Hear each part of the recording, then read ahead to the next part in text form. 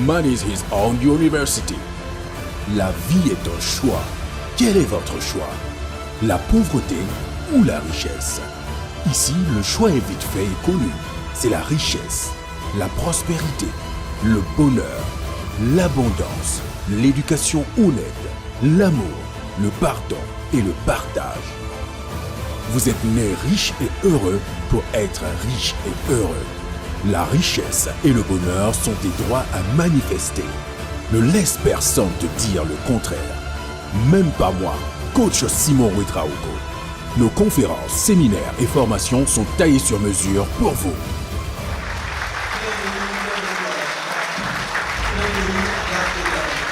Mesdames et messieurs, bonjour. Et moi, c'est coach Simon Ouedraogo. Je suis là aujourd'hui dans cette vidéo pour vous apporter des éléments substantiels pour votre avenir, qui va vous permettre de faire des grands choix pour votre future génération. Donc, toujours dans le cadre de l'éducation, parce que Mandela a dit « Education is the most powerful weapon with which we can change the world ». L'éducation est l'arme la plus puissante avec laquelle on peut changer le monde. Qu'est-ce qui m'a changé et qu'est-ce qui va te changer?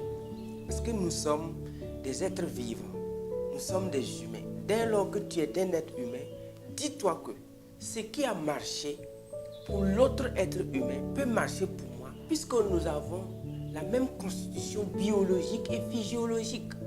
Donc il ne faut pas regarder quelqu'un qui brille, quelqu'un qui a réussi, et croire qu'en faisant comme lui, tu ne seras pas comme lui. Non, ça c'est des pensées qu'il faut éliminer.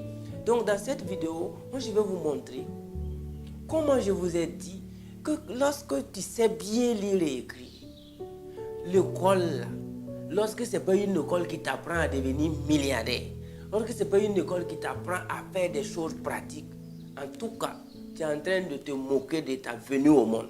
Le fait même que tu es venu au monde, là, tu es en train de te moquer de ça. C'est dès lors que tu sais bien lire et écrire, tu peux devenir la personne que tu rêves d'être. C'est pourquoi aujourd'hui, je vous apporte une preuve. Vous voyez, ça c'est Success Magazine. La Success Magazine, et je remercie Steve Marino, un grand monsieur, un développeur personnel, que j'ai rencontré lors de mes tirages de cours. Je vous ai dit que j'aimais tirer les cours, puisque je ne croyais pas à l'enseignement général qu'on m'enseignait. Puisque ceux qui ont soutenu sont devenus pauvres. Celui qui est en train de me parler a du mal à démarrer sa moto après la fin du cours. Il vient souvent lundi en voiture, mardi il vient en moto. Souvent il prend une semaine, mais on dit pourquoi il dit qu'il fait économie, alors qu'il est professeur d'économie. Un professeur d'économie qui économise. Et combien même d'enseignants en économie nous avons ici, en Afrique, qui ont du mal à faire fonctionner un business. Si nous allons dénombrer, compter le nombre de professeurs d'économie qui sont pauvres ici en Afrique, mais ils sont nombreux. Mais c'est ce qu'on appelle le paradoxe, un véritable paradoxe. Comment un professeur d'économie peut galérer? Bon, allez-y fouiller dans vos universités, vous allez rencontrer assez de professeurs d'université qui galèrent, de professeurs d'économie. Donc ici, j'ai rencontré ce monsieur qui m'a donné ce magazine paru en 2008, mais que j'ai lu en 2012, qui a changé radicalement ma vie. Et j'ai quitté l'école l'année même qui a suivi. Parce qu'en 2014, je n'ai rien fait à l'école. Parce que quand j'ai fini de lire les livres, c'était un électrochoc. Mais ce que je vais vous montrer ici, c'est quoi? Lorsque tu sais bien lire et écrire, tu dois lire les livres en anglais. Apprends plus de 2 langues, lis les livres en anglais, suis les séminaires, voyage, poursuis ton objectif. Que ce soit architecture, ingénierie. Bon, les 2 domaines que je ne veux pas trop dire qu'il ne faut pas que tu bosses dessus, c'est la médecine et puis le droit. Là aussi, il faut aller dans un vrai grand pays où tu payes beaucoup d'argent pour apprendre la médecine. Sinon, à la fin de tes études, tu es docteur, mais personne ne veut te confier son chien qu'il a payé à 500 000. Parce que moi, je connais des chiens de 500 000, de 400 000, ça te coûte cher. Mais quand tu finis tes études en médecine, on ne veut même pas te confier. Il y a des gens même qui ne veulent pas que tu touches les enfants parce qu'on a peur de toi. C'est pourquoi je vais vous inviter, si vous voulez faire ces longues études comme médecine et puis droit, là, il faut s'assurer qu'à la sortie, tu ne seras pas pauvre. S'il y a une petite probabilité pour que tu sois pauvre à la fin de tes études en médecine ou en droit, s'il te plaît, il ne faut pas forcer. Parce que ça va te faire mal. Quand tu vas voir des camarades qui ont quitté l'école tôt, quand tu vas voir des camarades qui n'ont même pas bossé comme toi, qui roulent avec des V8 et des Prado, ça va te faire mal. Tu ne pourras pas supporter. C'est pourquoi il faut tout faire. Le seul lieu où tu ne dois pas galérer, c'est dans la médecine et puis le droit, parce que ça prend du temps. Donc ici, dans ce magazine qui a changé ma vie, moi je vais vous montrer quelque chose. J'insiste sur le temps en Afrique. Nous les jeunes Africains, on ne sait pas utiliser notre temps. Souvent, moi je travaille du lundi au lundi. Je ne connais pas dimanche, mais je vois souvent des jeunes qui sont assis, ils boivent du thé parce que c'est dimanche. Je vois souvent des jeunes qui sont assis du matin jusqu'au soir en train de causer. Souvent, je pense que c'est des Saoudiens. C'est les peaux qui me font souvent. Je dis, mais ce sont des dignes, ce sont des héritiers. Et là, est-ce que les parents n'ont pas de bateau à quelque part? Est-ce que lui, ce pas des enfants des multimilliardaires qui causent? Quand je m'approche souvent, je me rends compte que souvent, ils ont du mal même à payer le sucre. Ils n'arrivent même pas à payer le charbon pour cuire le thé. Mais pour moi, je ne peux pas comprendre que quelqu'un qui soit né dans une famille pauvre s'amuse aussi avec son temps. En tout cas, moi, je n'ai jamais fait ça. Donc, à la page 16 de ce livre-là, je vais vous dire, à la page 16, voilà, c'est une étude qu'on a menée aux États-Unis sur des enfants de 8 à 17 ans. Entre 8 à 17 ans, on a voulu savoir how from gender may influence motivation behind leadership. Donc, quand ils ont fait les études sur les enfants de 8 à 17 ans, écoutez un peu. Help people, dans le domaine d'aider les gens. 70% des filles qui ont entre 8 et 17 ans aux États-Unis ont un rêve pour aider les gens, entre ces tranches d'âge-là, et ils veulent aider les gens. Maintenant, il y a 50% des jeunes garçons qui ont pour ambition aider les gens. Maintenant, share knowledge, partager la connaissance. Quand ils poursuivent l'enquête, entre 8 et 17 ans, 50% des filles ont comme pour ambition partager leurs connaissances. Quand on poursuit les études encore, change the world, changer le monde. Voici comment des enfants de 8 à 17 ans pensent aux États-Unis. Le taux d'enfants, le nombre d'enfants, quand on a fait l'enquête, tous les Américains, ceux qui veulent changer le monde entre 8 et 18 ans, qui ont pour ambition de changer, les filles, elles sont à 50% et les garçons à 35%.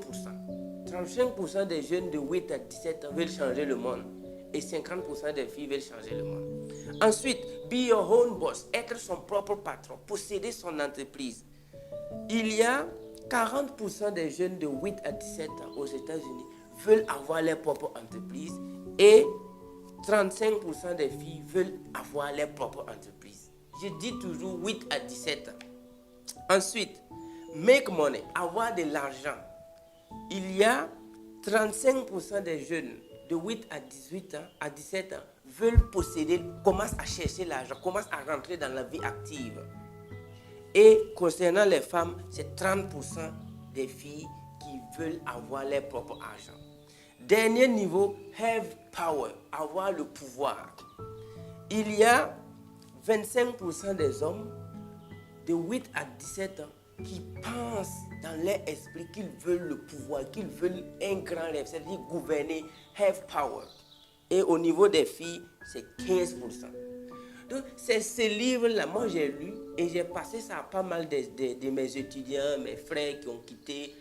Je pense que c'est ça qui a poussé même ma femme à quitter l'école. Parce que je me rappelle que quand je lui ai donné le magazine, elle a fini de lire, elle était en classe de terminale. Elle a quitté l'école en classe de terminale.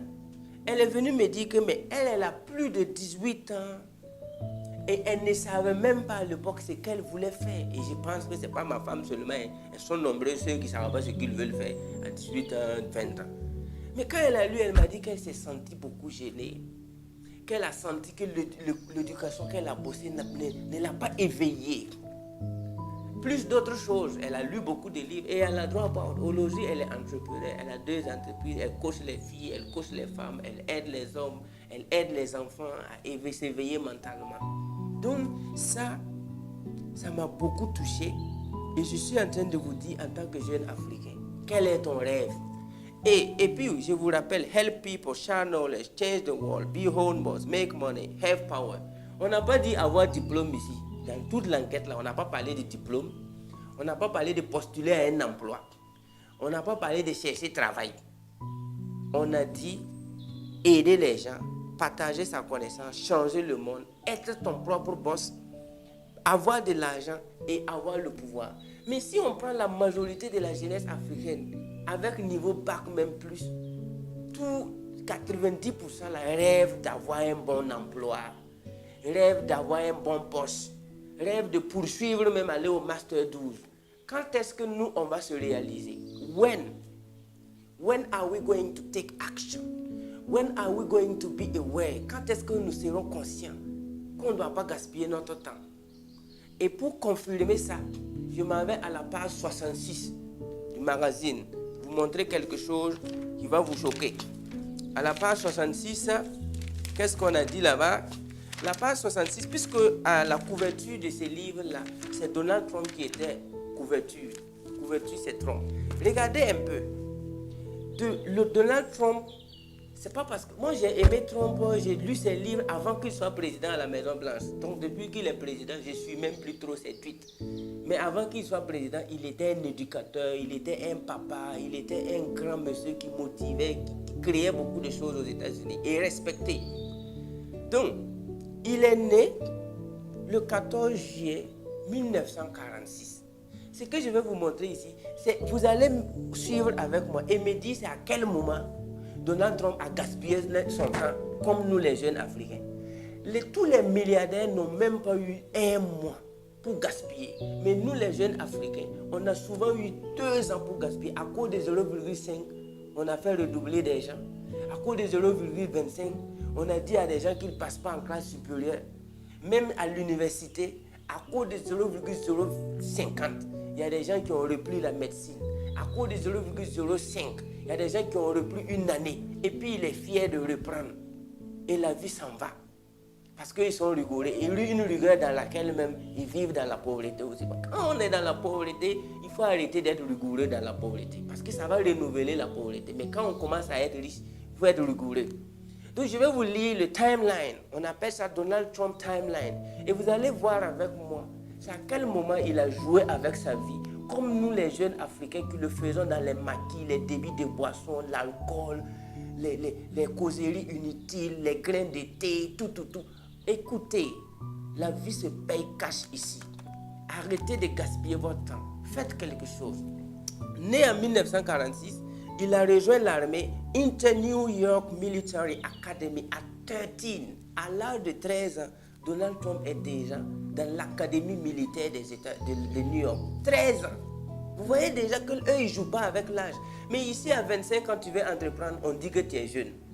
À 22 ans, tu veux faire quelque chose, ce sont tes parents même qui viennent dire que non, que ce n'est pas encore arrivé. Mais lui, à 13 ans, il était déjà dans l'armée. En 1964, quand il avait 18 ans, il possédait déjà 12 millions de dollars dans son compte. À l'âge de 18 ans, Donald Trump avait commencé le real estate business avec son père, Fred Trump. Donc à 18 ans, les gars a 12 millions de dollars. En 1964, combien valait 12 millions de dollars en francs CFA? Je continue. À l'âge de 22 ans, il fait Wharton School. Quand on dit Wharton School, là, comment je vous ai dit que si vos parents ne sont pas des millionnaires, il ne faut pas forcer la vie là. En tout cas, Fred Trump, ça va. Donald Trump n'a pas voulu dire qu'il est fils de riche. Il a bâti sa richesse aussi, à part. Voilà, vous n'allez pas me dire que c'est parce qu'il est enfant de Fred. Non. Mais à 22 ans, Donald Trump a fait Finance School, University of Pennsylvania, où il a fait Bachelor Degree in Economy. Vous allez me dire, voilà, on t'a attrapé. Tu as dit qu'il avait Bachelor en économie. Tu as dit que l'école, là, mais il avait 12 millions de dollars dans son compte. Toi qui fais licence, là, tu as combien de millions dans ton compte? C'est 12 millions qu'il a pour lui là-haut. Et il a l'argent, il sait que son avenir ne sera pas cramé. C'est à cause de ça il a fait Bachelor en Economic and Finance. 22 ans. À l'âge de 28 ans, Donald Trump est devenu président de Trump Organization. Écoutez bien, une très très grande conglomérat qu'il à 28 ans, il est capable de diriger. Mais si je fais pause, je reviens à la jeunesse africaine. Qu'est-ce que nous on fait à 28 ans? C'est les parents encore qui doivent se dépendre de nous. On doit mendier les parents. C'est le gouvernement qu'on insulte. C'est le gouvernement qu'on accuse à 28 ans. Mais lui, il est devenu président de Trump Organization à l'âge de 28 ans où il a rénové and opened 1,400 room Grand Yacht Hotel in 1980. Et il dirigeait un hôtel de 1400 chambres à l'âge de 28 ans. Et si vous tapez sur Google, vous allez voir que Trump Organization, ce n'est pas du n'importe quoi. Mais toi et moi, à l'âge de 28 ans, en Afrique ici, nous on fait quoi même? Généralement, on ne fait rien. On est toujours dans les grains d'été, comme si la vie, là, c'est nous on a créé. Comme s'il y a une banque qui produit le temps. Comme si à la maison, nous on a une machine qui fabrique le temps. Ensuite, à l'âge de 33 ans, Donald Trump construit un complexe de 200 millions de dollars. À l'âge de 33 ans, 200 millions de dollars. À 33 ans, tu pilotes un projet de 200 millions de dollars. À l'âge de 33 ans. La question que je te pose encore, à l'âge de 33 ans ici en Afrique, on trouve encore même que tu es encore jeune pour entreprendre. Que tu as encore le temps. Si tu dis que tu as 33 ans en Afrique en tant que jeune, tu n'es pas marié, tu n'as pas emploi, on te dit que tu peux toujours postuler et que le gouvernement a mis le stop loss ou bien c'est le take profit là. À l'âge de 39, je ne sais même pas c'est à quel âge, puisque je n'ai jamais fait concours, je ne sais pas l'âge limite même c'est quand. Le gars il dit que c'est à 35 ans ou bien c'est à combien l'âge limite et puis il pense que c'est on l'aime. Si l'âge limite pour passer concours était à 20 ans, là, nous les jeunes Africains on allait devenir millionnaires. Mais on tire ça jusqu'à 35 ans, toi tu passes et puis tu penses que tu as encore le temps. Tu veux devenir riche quand? When do you want to take your life? When do you want to be the captain of your soul? Quand est-ce que tu veux être le capitaine de ton âme? Quand? Ensuite, à 33 ans, 200 millions de dollars. À l'âge de 36 ans, le gars, il a des Taj Mahal, il a les Marina Hotel Casino, et à 41 ans, il écrit son best-seller, The Art of Deal. Oh, j'avais ça. Voilà. J'ai payé ça. Parce que j'ai lu ce livre en 2018. J'ai dit, je vais me débrouiller pour payer Art of Deal. Puisqu'il a écrit ça à l'âge de 41 ans. Vous savez comment j'ai eu ce livre-là? Ça n'existe pas ici au Burkina. Dans les librairies, là. J'ai fouillé. D'ailleurs, même, on m'a recommandé beaucoup de livres. Robert Kiyosaki m'a recommandé des livres. T. Harvey Eker, Napoléon. J'ai fait le tour de mon pays. C'est pourquoi nous sommes en train de construire une des plus grandes bibliothèques. Je dirais même de l'Afrique de l'Ouest au Burkina. En termes de livres, là, vous allez venir vous cultiver au Burkina Faso. Le projet est déjà en place et ça suit son cours. Si vous ne lisez pas des grands livres, comment voulez-vous être grand? How do you want to be big if you don't read big books written by big people? It can't be done. Donc moi j'ai tout fait. J'ai voyagé. J'ai quitté le pays pour aller posséder ce livre-là, The Art of Deal. Et si vous lisez ça, vous allez savoir de quoi je parle. Donc, à l'âge de 42 ans, il est sur un Central Park de 407 millions de dollars. À 42 ans, Donald Trump traite 407 millions de dollars. Vous voyez? Mais toi, à 40 ans, nos parents, nos grands frères, nos oncles, à 40 ans, ils sont sur quel projet? À 50 ans, c'est quel projet? Et les gars se bagarrent pour 10 000 dans les services. Les gars se donnent des coups de poing. Pour une affaire de 25 000, ils se whack. Ils font whack même au service pour maintenir un poste de 100 000 le mois. À l'âge de 50 ans. Mais lui, il continue. À 43 ans, c'est 350 millions de dollars qu'il paye maintenant une compagnie aérienne. Donald Trump paye une compagnie aérienne à l'âge de 43 ans. Donc en 1990 à 44 ans, comme en business, il y a des hauts et des bas. Il a eu ce qu'on appelle la grande réception. Trump face bankruptcy. Il a fait faillite. Mais bon, quand on dit un milliardaire a fait faillite, bon, les pauvres ne peuvent pas participer parce que faillite d'un milliardaire veut dire qu'il vit bien, mais il est en faillite. Donc il a fait faillite à 44 ans, où il était obligé de bosser. Et il est revenu à l'âge de 53 ans. Il commence maintenant à se rattraper. Mais il a tout gagné à l'âge de 51 ans, où il a écrit The Art of Comeback. J'ai ce livre-là aussi. le livre de Donald Trump, The Art of Comeback. Là, je l'ai ici en PDF dans mon ordinateur. Qu'il a vendu à 2 milliards de dollars. Écoutez bien, à l'âge de 50 ans, Donald Trump écrit un livre qu'il vend à 2 milliards de dollars. Est-ce que vous, là-haut, vous avez déjà écrit un livre et puis vendre 10 exemplaires? Vous savez comment vendre 2 milliards de dollars? C'est combien d'exemplaires vendus? Ce sont des millions d'exemplaires vendus. Et on a même précisé report net worth of. C'est-à-dire net worth, c'est-à-dire un bénéfice net de 2 milliards de dollars. Je ne suis pas en train de vous parler de Donald Trump Maison Blanche. Je suis pas en train de parler, je suis en train de vous dire timeline, comment on gère sa vie jusqu'à être un vieux responsable. Si vous ne voulez pas être des vieux irresponsables, vous devez prendre votre jeunesse au sérieux pour que d'ici 50, 60 ans, que tu puisses faire comme ça et puis donner aux jeunes pour montrer que tu ne t'as pas amusé avec ton temps. Donc, à l'âge de 51 ans, le gars, il écrit un livre qui vend 2 milliards de dollars. Ensuite, à 52 ans, le gars travaille sur des 5 millions de dollars. Les millions de dollars, ce n'est plus rien, ce n'est plus quelque chose. 53 ans, il commence à développer des terrains de golf. Ok? Et des trucs de luxe. À 58 ans maintenant, il lance ce qu'on appelle NBC Reality Show, The Apprentice. C'est-à-dire un programme télé où il est devenu star. Maintenant, à l'âge de 60 ans, il lance des usines de vodka. Il n'y a pas de temps pour perdre. À 60 ans, c'est des usines. Mais vous voyez comment, la manière dont nous on gère notre vie là-haut. Si on ne change pas, vous êtes sûr qu'à 60 ans, nous on pourra avoir même poulet. Il faut qu'on arrête de gaspiller notre temps en écoutant des choses qui ne sont pas vraiment dignes d'être écoutées. À l'âge maintenant de 61 ans, il va à Hollywood. Il va faire des pas à Hollywood, 61 ans. À 62 ans, il va faire Trump International Hotel, Trump Tower Open in Chicago, à Las Vegas. Donc, son aventure s'arrête là.